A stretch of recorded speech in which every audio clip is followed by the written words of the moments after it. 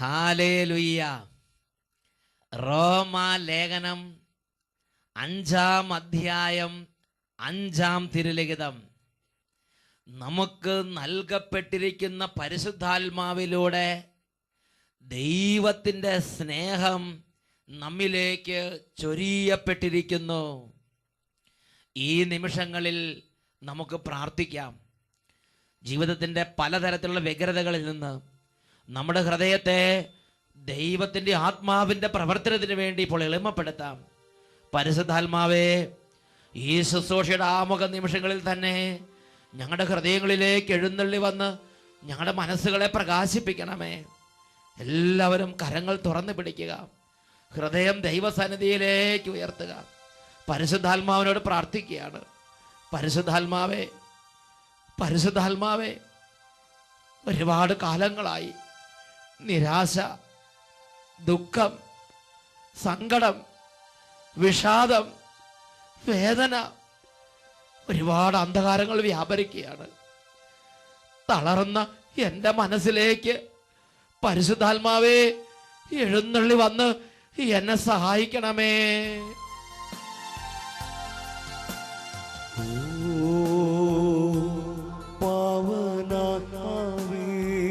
പരിശുദ്ധാത്മാവേ, ശൂന്യത നിറയുമീ താഴ്വരയിൽ ജീവനില്ലാത്ത എൻ ജീവിതത്തിനെ വീശിടുക. പരിശുദ്ധാത്മാവേ, വീണ്ടും ജീവനേകുക, വീണ്ടും ശക്തിയേകുക. പാവനാത്മാവേ, എന്നിൽ നിറഞ്ഞിടുക. ഓ പാവനാത്മാവേ, ശൂന്യത നിറയുമീ താഴ്വരയിൽ പരിശുദ്ധാത്മാവേ, ജീവനില്ലാത്ത എൻ ജീവിതത്തിനെ വീശിടുക. വീണ്ടും ജീവനേകുക, വീണ്ടും ശക്തിയേകുക. പാവനാത്മാവേ, നീ എന്നിൽ നിറഞ്ഞിടുക. നീ എന്നിൽ നിറഞ്ഞിടുക. നീ എന്നിൽ നിറഞ്ഞിടുക.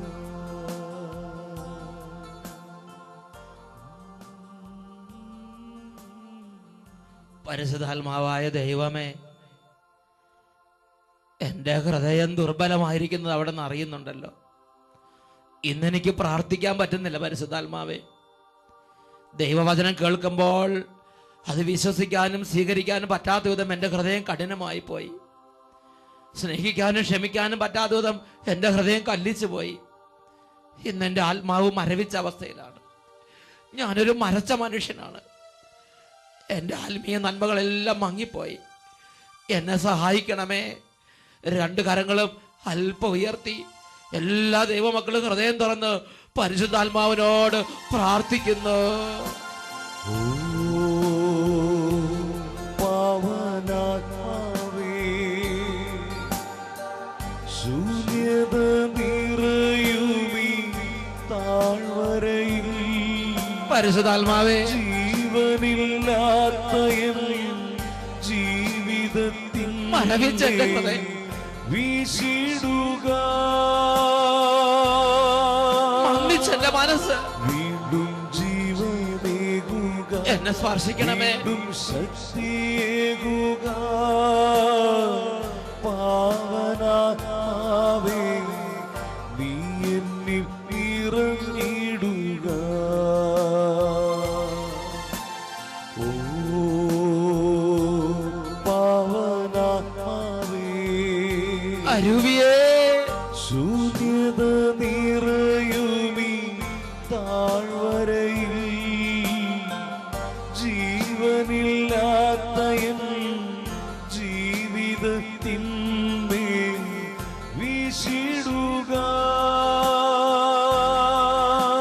സ്പർശിക്കണമേ, വീണ്ടും ജീവനേകുക, തൊടണമേ, വീണ്ടും ശക്തിയേകുക, ഇടപെടണമേ. പാവനാത്മാവേ നീ എന്നിൽ ഇറങ്ങിയിടുക, നീ എന്നിൽ ഇറങ്ങിയിടുക, നീ എന്നിൽ ഇറങ്ങിയിടുക.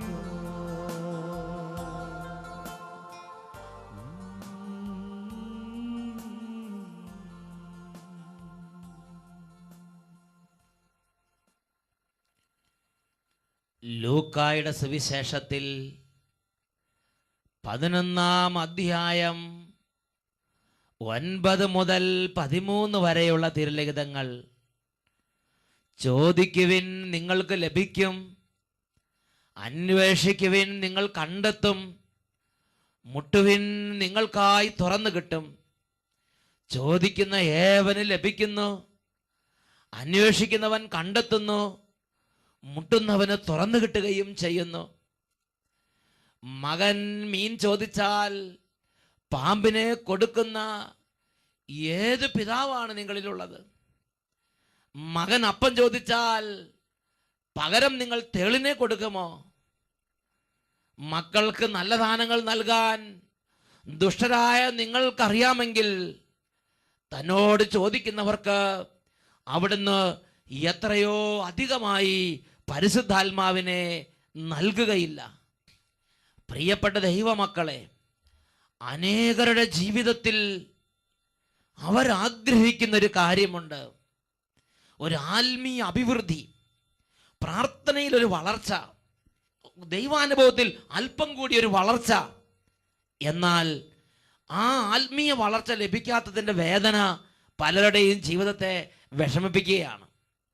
പ്രിയപ്പെട്ട സഹോദരങ്ങളെ, അതിനെക്കുറിച്ച് ദൈവസന്നിധിയിൽ പ്രാർത്ഥിച്ചപ്പോൾ ദൈവം വെളിപ്പെടുത്തിയ അതിപ്രധാനമായ ഒരു വെളിപ്പെടുത്തലാണ്, നമ്മുടെ അഭ്യാസം കൊണ്ടല്ല ദൈവാനുഭവത്തിൻ്റെയും ആത്മീയതയുടെയും അഭിവൃദ്ധി ഉണ്ടാകുന്നത്, പിന്നെയോ ദൈവരാജ്യത്തിൻ്റെ ആത്മാവിനെ ഞാൻ നിങ്ങൾ എത്രമാത്രം സ്വീകരിക്കുന്നുവോ, ദൈവരാജ്യത്തിൻ്റെ ആത്മാവ് പ്രവർത്തിക്കാൻ ഞാൻ നിങ്ങൾ എത്രമാത്രം ഹൃദയം തുറക്കുന്നുവോ അത്രമാത്രം ആത്മീയ അഭിവൃദ്ധി, ദൈവരാജ്യ അഭിഷേകങ്ങൾ, പരിശുദ്ധാത്മ വരദാനങ്ങൾ, ദൈവ അനുഭവങ്ങൾ നമ്മുടെ ജീവിതത്തിൽ ഉണ്ടാകുമെന്ന് ദൈവത്തിൻ്റെ ആത്മാവ് വെളിപ്പെടുത്തുകയാണ്. ഇതിനെക്കുറിച്ച് കത്തോലിക്ക സഭയുടെ യുവജനങ്ങൾക്കുള്ള മതബോധന ഗ്രന്ഥത്തിൽ സഭയുടെ ഔദ്യോഗികമായ പ്രബോധനം പഠിപ്പിക്കുന്നത് ഇങ്ങനെയാണ്. 120-ാമത്തെ ഖണ്ഡികയിൽ സഭ പഠിപ്പിക്കുകയാണ്, നമ്മിലുള്ള പരിശുദ്ധാത്മാവിനോട് നമ്മൾ എത്രമാത്രം തുറവിയുള്ളവരായിരിക്കുമോ അത്രമാത്രം അവിടുന്ന് നമ്മുടെ ജീവിതത്തിൻ്റെ യജമാനനായിരിക്കും. സഭയുടെ പടുത്തുയർത്തലിന് വേണ്ടി ഇന്നും നമുക്ക് അവിടുന്ന് അതിവേഗം സിദ്ധികൾ നൽകുകയും ചെയ്യും. അതുകൊണ്ട് ശരീരത്തിൻ്റെ പ്രവൃത്തികൾക്ക് പകരം പരിശുദ്ധാത്മാവിൻ്റെ ഫലങ്ങൾ നമ്മിൽ വളരാൻ തുടങ്ങും. ഹല്ലേലൂയ. സഭ ദൈവമക്കളെ പഠിപ്പിക്കുകയാണ്, നമ്മിലുള്ള പരിശുദ്ധാത്മാവിന് നമ്മൾ എത്രമാത്രം നമ്മുടെ ഹൃദയം തുറന്നു കൊടുക്കുന്നുവോ അത്രമാത്രം പരിശുദ്ധാത്മാവ് നമ്മുടെ ജീവിതത്തിൻ്റെ യജമാനനായിരിക്കും.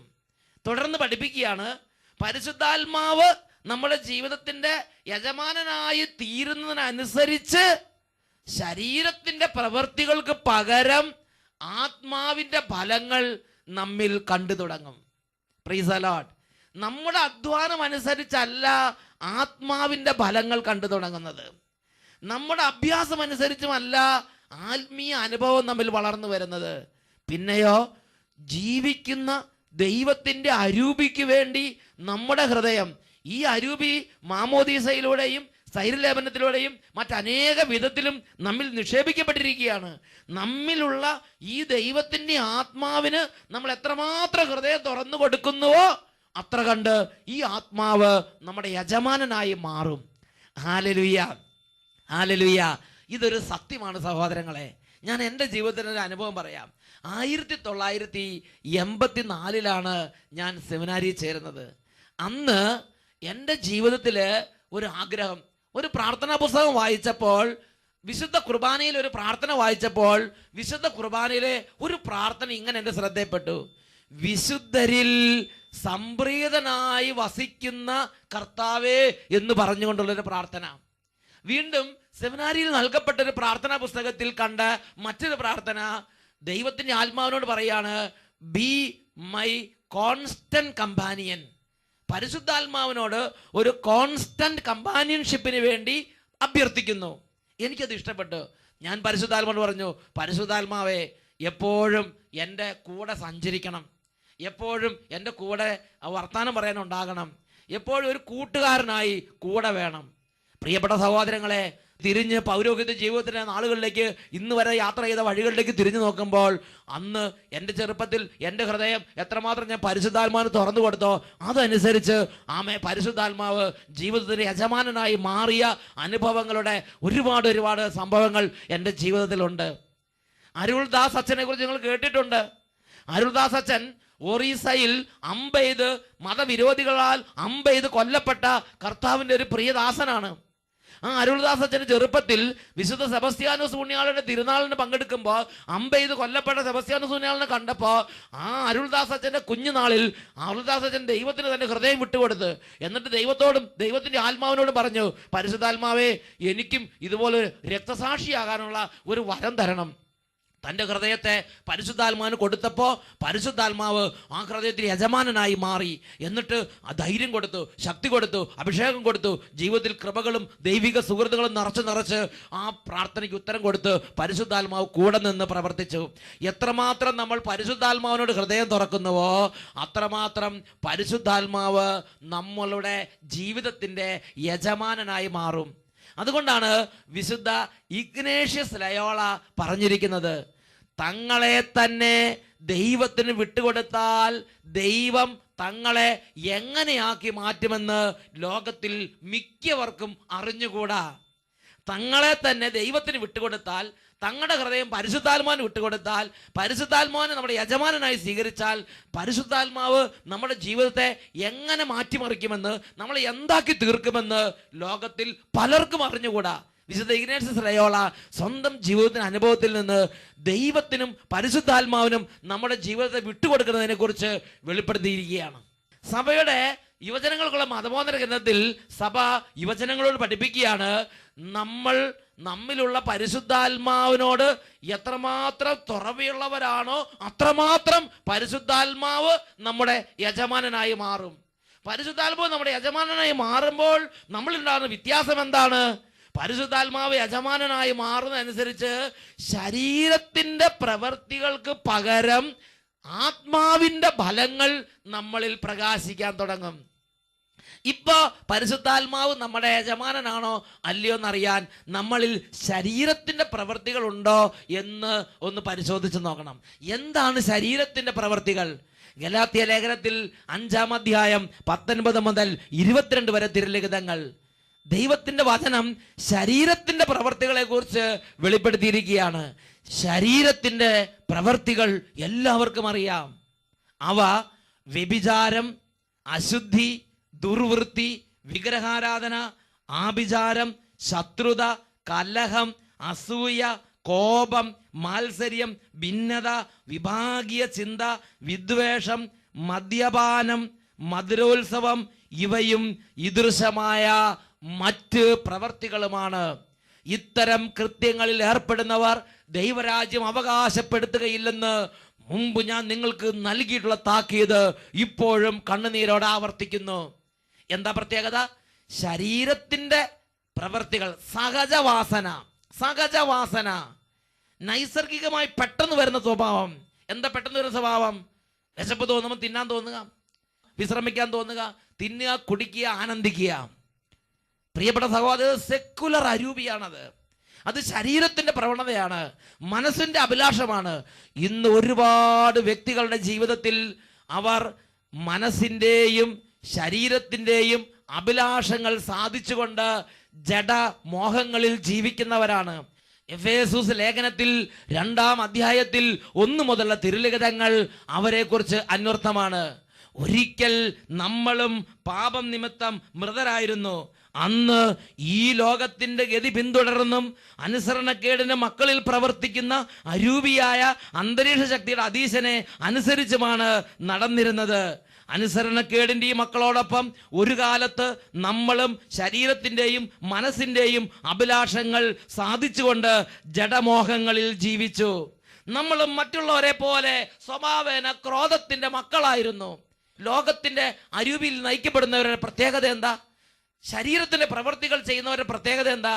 ശരീരത്തിന്റെയും മനസ്സിന്റെയും അഭിലാഷങ്ങൾ സാധിച്ചുകൊണ്ട് ജഡമോഹങ്ങളിൽ ജീവിക്കുന്നവര്. തിന്നാൻ തോന്നുമ്പോൾ തിന്നുന്നു, കുടിക്കാൻ തോന്നുമ്പോൾ കുടിക്കുന്നു, നൃത്തം ചെയ്യാൻ നൃത്തം ചെയ്യുന്നു. അവർ തിന്നാനും കുടിക്കാനുമായി ഇരിക്കുകയും നൃത്തം ചെയ്യാനായി എഴുന്നേൽക്കുകയും ചെയ്തു എന്ന തിരുവചനം പോലെ തന്നെ. ഹല്ലേലൂയ. നമ്മുടെ ജീവിതത്തിലേക്ക് പരിശുദ്ധാത്മാവ് വരുന്നത് വരെ നമ്മുടെ സ്വഭാവം ഈ കാട്ടുചെടിയുടെ സ്വഭാവം തന്നെ, കാട്ടുമരത്തിന്റെ സ്വഭാവം തന്നെ. പ്രിയപ്പെട്ട സഹോദരങ്ങളെ, ശരീരത്തിൻ്റെയും മനസ്സിൻ്റെയും അഭിലാഷങ്ങൾ സാധിച്ചുകൊണ്ട് ജഡമോഹങ്ങളിൽ ജീവിക്കുന്ന ജീവിത രീതി.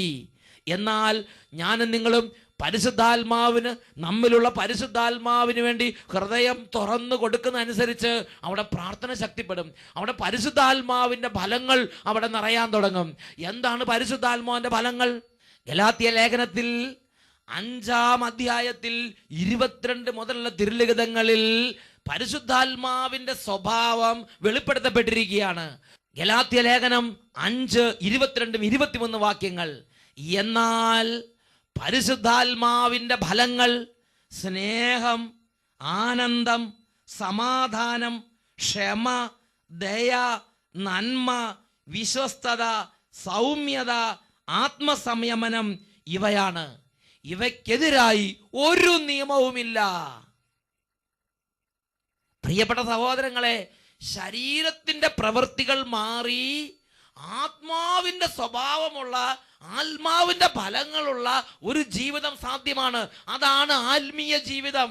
അല്ലാതെ നമ്മൾ കാണിക്കുന്ന അഭ്യാസങ്ങളല്ല ആത്മീയ ജീവിതം. നമ്മൾ കാണിക്കുന്ന കാട്ടിക്കൂട്ടലുകളല്ല ആത്മീയ ജീവിതം. ശരീരത്തിന്റെ പ്രവർത്തികൾ മാറി ആത്മാവിന്റെ ഫലങ്ങൾ നമ്മുടെ ജീവിതത്തിലേക്ക് വരണം. അതിന് നമ്മൾ എന്ത് ചെയ്യണം? അതിന് നമ്മൾ നിത്യാഭ്യാസി ആനയെടുക്കുന്നത് പോലെ ചില അഭ്യാസങ്ങൾ നിത്യമായി ചെയ്തത് കൊണ്ട് മാത്രം നമ്മൾ ആത്മീയരാകുന്നില്ല. നമ്മളിലുള്ള പരിശുദ്ധാത്മാവിന് വേണ്ടി നമ്മുടെ ഹൃദയം തുറന്നു കൊടുക്കുന്ന അനുസരിച്ച് പരിശുദ്ധാത്മാവ് നമ്മുടെ ജീവിതത്തിന്റെ യജമാനനായിരിക്കും. യുവജനങ്ങൾക്കുള്ള മതബോധന ഗ്രന്ഥത്തിൽ ഈ കാര്യത്തെക്കുറിച്ച് വിശുദ്ധ അഗസ്തീനോസ് പറഞ്ഞിരിക്കുന്ന വചനം പ്രഖ്യാപിച്ചിട്ടുണ്ട്. നമ്മുടെ ആത്മാവിന്റെ പ്രശാന്തനായ അതിഥി എന്ന് പരിശുദ്ധാത്മാവിനെ നമുക്ക് വിളിക്കാം. നമ്മുടെ ശരീരം പരിശുദ്ധാത്മാവിന്റെ ലിവിംഗ് റൂം അത്രേ. പ്രിയപ്പെട്ട സഹോദരങ്ങളെ, ഒരു റൂമിൽ ഒരു വ്യക്തി വസിക്കുന്നത് പോലെ നമ്മുടെ ഈ ശരീരം പരിശുദ്ധാത്മാവിന്റെ ലിവിംഗ് റൂം ആയി മാറും. നമ്മുടെ ആത്മാവിന്റെ പ്രശാന്തനായ അതിഥിയായി പരിശുദ്ധാത്മാവ് നമ്മുടെ ജീവിതത്തിൽ എപ്പോഴും ഉണ്ടായിരിക്കും. He will be very very gentle to us. നമ്മളോട് വളരെ നോബിളായി, വളരെ ഫ്രണ്ട്ലി ആയി, വളരെ ഡീസൻ്റായി, നന്നായി അവൻ പെരുമാറും. നമ്മളൊരു കാര്യം പറയുമ്പോൾ അവൻ ശ്രദ്ധിക്കും. പ്രിയപ്പെട്ട സഹോദരങ്ങളെ, ഇന്ന് ഈ ആത്മാവിനോട് ഞാൻ നിങ്ങൾ പ്രാർത്ഥിച്ചാൽ ആ പ്രാർത്ഥനയ്ക്ക് ഉത്തരവുണ്ട്. ഹൃദയത്തിൻ്റെ ഉള്ളിൽ നിന്ന് വരുന്ന ഓരോ പ്രാർത്ഥനയ്ക്കും ഈ ആത്മാവ് മറുപടി തരും. ഇന്നല്ലെങ്കിൽ നാളെ നിങ്ങൾ തിരിഞ്ഞു നോക്കുമ്പോൾ ഇത് യാഥാർത്ഥ്യമാക്കിയ പരിശുദ്ധാത്മാവിൻ്റെ അനുഭവം നിങ്ങളുടെ ജീവിതത്തിൽ നിങ്ങൾക്ക് സ്വന്തമാകും. എല്ലാവരും ഇപ്പോൾ കരങ്ങൾ തുറന്ന് പിടിക്കുക. പരിശുദ്ധാത്മാവിനെ ക്ഷണിക്കുകയാണ്. പരിശുദ്ധാത്മാവേ, ശരീരത്തിന്റെ പ്രവൃത്തികൾ കൊണ്ട് നിറഞ്ഞതാണ് എൻ്റെ ജീവിതം.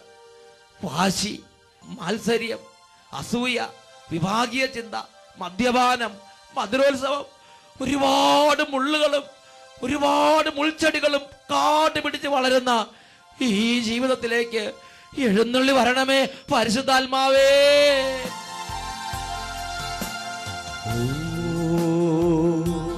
പാവനാത്മാവേ, മുള്ളുകൾ നിറയും എൻ മരുഭൂവിൽ, പാപങ്ങളേറെയുള്ള എൻ ജഡത്തിന്മേ തീടുക. വീണ്ടും ശുദ്ധി നൽകുക, വീണ്ടും അഗ്നി നൽകുക. പാവനാത്മാവേ നീ എന്നിൽ നിറഞ്ഞിടുക. ഓ പാവനാത്മാവേ, മുള്ളുകൾ നിറയും മരുഭൂവിൽ, പാപങ്ങളേറെയുള്ള എൻ ജഡത്തിന്മേൽ തീടുക. വീണ്ടും ശുദ്ധി നൽകുക, വീണ്ടും അഗ്നി നൽകുക. പാവനാത്മാവേ നീ എന്നിൽ നിറഞ്ഞിടുക. നീ എന്നിൽ നിറഞ്ഞിടുക. നീ എന്നിൽ നിറഞ്ഞിടുക.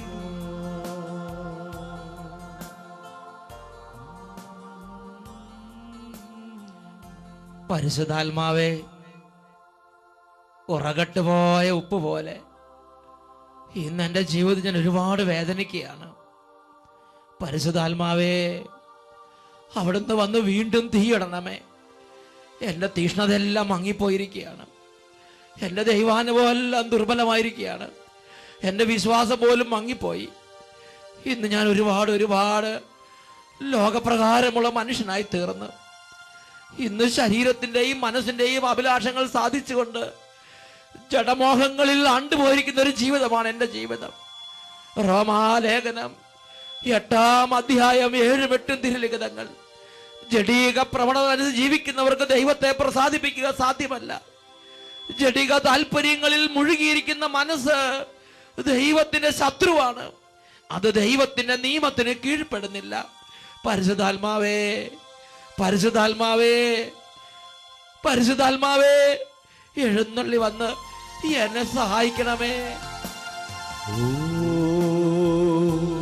പാവനാത്മാവേ, മുള്ളുകൾ നിറയും എൻ മരുഭൂവിൽ, പാപങ്ങളേറെയുള്ള എൻ ജഡത്തിന്മേൽ തീടുക. വീണ്ടും ശുദ്ധി നൽകുക, വീണ്ടും അഗ്നി നൽകുക. പാവനാത്മാവേ നീ എന്നിൽ നിറഞ്ഞിടുക. ഓ പാവനാത്മാവേ, മുള്ളുകൾ നിറയും എൻ മരുഭൂവിൽ, പാപങ്ങളേറെയുള്ള എൻ ജഡത്തിന്മേൽ തീടുക. വീണ്ടും ശുദ്ധി നൽകുക, വീണ്ടും അഗ്നി നൽകുക. പാവനാത്മാവേ നീ എന്നിൽ നിറഞ്ഞിടുക. നീ എന്നിൽ നിറഞ്ഞിടുക. നീ എന്നിൽ നിറഞ്ഞിടുക. നീ എന്നിൽ നിറഞ്ഞിടുക.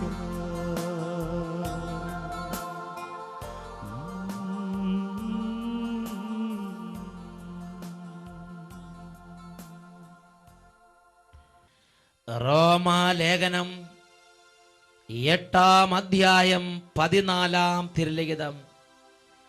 ശരീരത്തിന്റെ പ്രവണതകളെ ആത്മാവിനാൽ നിഹനിക്കുന്നെങ്കിൽ നിങ്ങൾ ജീവിക്കും. Praise the Lord.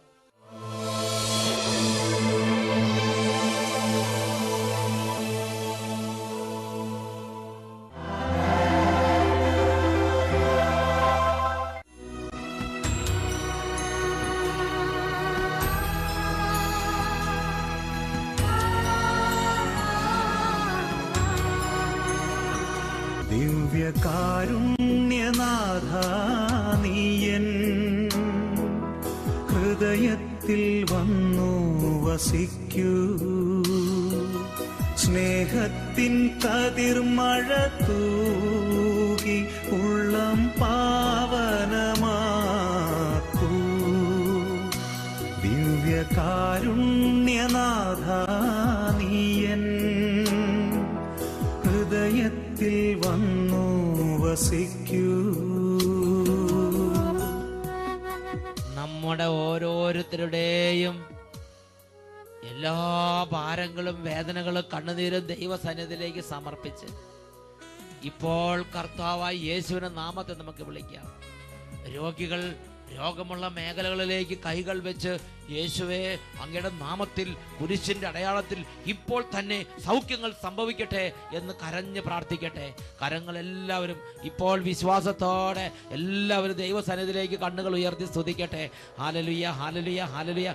കർത്താവേ, രോഗത്തിന്റെ മേൽ അങ്ങ് അത്ഭുത ശക്തി ഇപ്പോൾ വ്യാപരിച്ചുകൊണ്ടിരിക്കട്ടെ. കാലങ്ങളല്ല മാറാ രോഗങ്ങൾ, തകർച്ചകൾ, കണ്ണുനീര്, കുടുംബ പ്രശ്നങ്ങൾ യേശുനാമത്തിൽ സൗഖ്യം പ്രാപിക്കട്ടെ, വിട്ടുമാറി പോകട്ടെ. Hallelujah, hallelujah. കർത്താവേ, കുഞ്ഞുങ്ങൾ സൗഖ്യം പ്രാപിക്കാൻ ഇപ്പോൾ അവിടുന്ന് കുഞ്ഞുങ്ങളെ സ്പർശിക്കണമേ. യുവതി വാക്കുമാരുടെ അത്ഭുതങ്ങൾ അവിടുന്ന് ചെയ്യണമേ കർത്താവേ. തടസ്സങ്ങൾ യേശുനാമത്തിൽ മാറിപ്പോകട്ടെ. Hallelujah, hallelujah. യേശുവേ, ആരാധന, ആരാധന. യേശുവേ, യേശുവേ, കാരുണ്യനാഥ നീയൻ ഹൃദയത്തിൽ വന്നു വസിക്കൂ.